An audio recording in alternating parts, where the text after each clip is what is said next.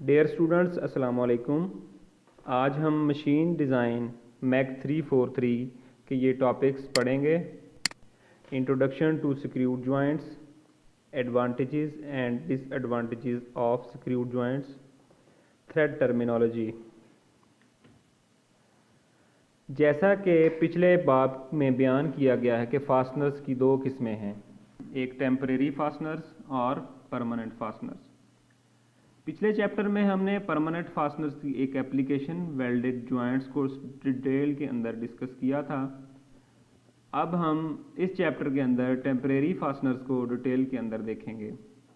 RG fasteners में quarter, coupling, की और स्क्रूड जॉइंट्स शामिल हैं।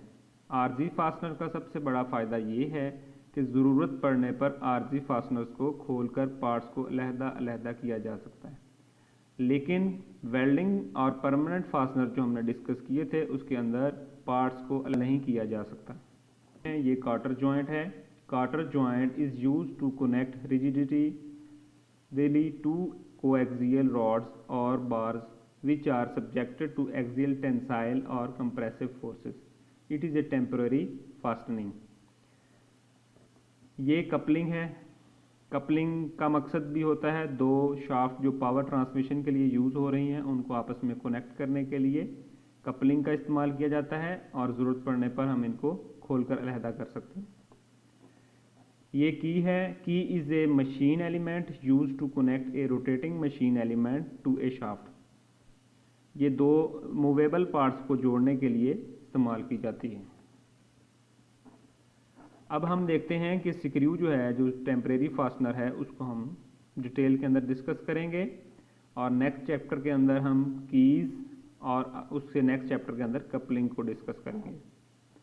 स्क्रू आरजी फास्टनर की एक किस्म है जिसका मेल रुकन सिलेंड्रिकल होता है।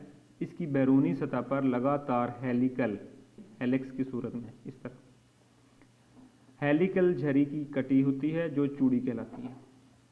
स्क्रू जो होता है ये एक मेल रुकन होता है और उसके ऊपर वाली साइड के ऊपर झड़ियाँ काटी गई होती हैं, जबकि जो नट है वो इसका फीमेल पार्ट होता है, और फीमेल पार्ट के अंदरूनी सतह के ऊपर अंदरूनी थ्रेड्स कटे गए होते हैं।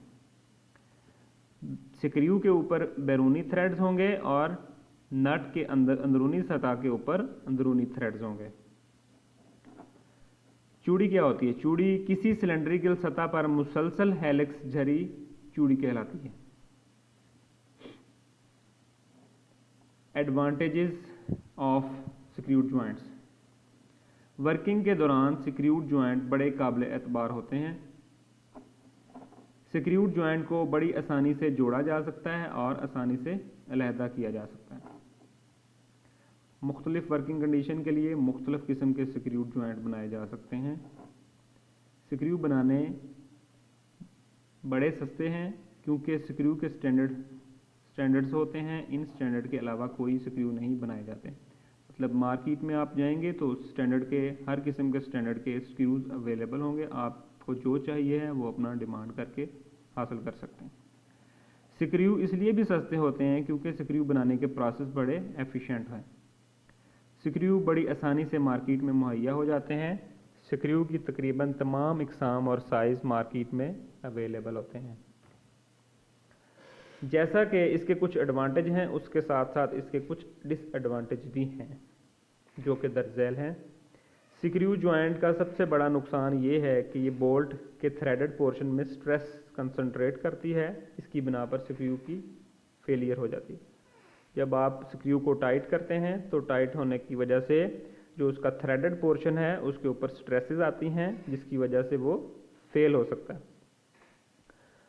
स्क्रू जॉइंट को बार बार असेंबल और डिसअसेंबल करने से थ्रेड की चूड़ी जो है वो ख़राब हो जाती है और वो दोबारा काबिल इस्तेमाल नहीं रहते।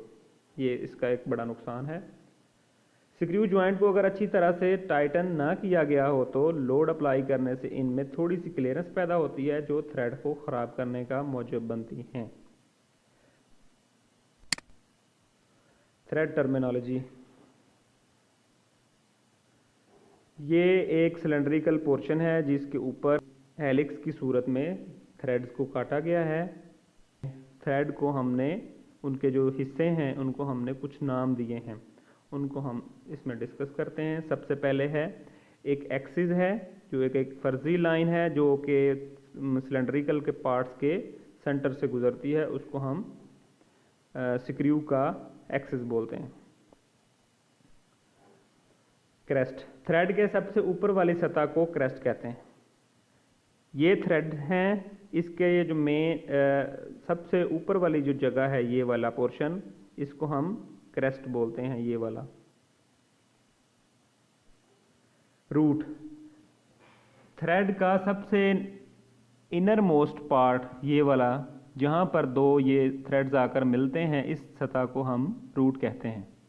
ये नीचे बयान दिखाया गया है, रूट, ये रूट है और ये वाला हिस्सा जो है क्रेस्ट है। डेप्थ ऑफ थ्रेड, रूट और क्रेस्ट का अमूदी फासला यहाँ से लेके, क्रेस्ट के टॉप से लेके लीड, नट के एक चक्कर में बोल्ट के एक्सिस के अलोंग जितना फासला तय करता है, इसको लीड कहते हैं। इसके एक चक्कर के अंदर ये जितना नट के अंदर जाएगा, स्क्रू जितना नट के अंदर चला जाएगा, उसको हम लीड कहते हैं।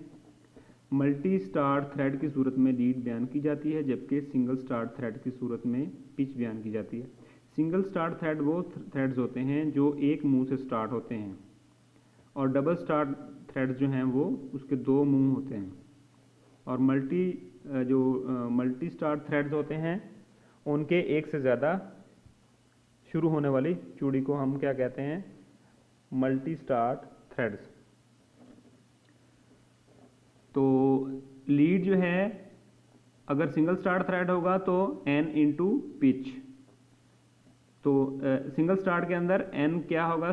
सिर्फ 1 होगा, क्योंकि नंबर ऑफ स्टार्ट्स कितने हैं? 1, लिहाजा 1 से मल्टीप्लाई कर देंगे पिच को, तो lead is equal to pitch हो जाएगी। सिंगल स्टार्ट थ्रेड के अंदर लीड पिच की सूरत में ली जाती है। डबल स्टार्ट थ्रेड की सूरत में लीड थ्रेड को पिच से 2 गुना होगी, मतलब मल्टीप्लाई बाई हम 2 कर देंगे। डबल स्टार्ट की सूरत में पिच से दुगनी होगी, और ट्रिपल स्टार्ट में ट्रिपल होगी, 2 इंटू पिच। इसके साथ आज का हमारा लेक्चर ख़त्म हुआ। नेक्स्ट लेक्चर तक के लिए मुझे इजाज़त दीजिए। अल्लाह हाफ़िज़।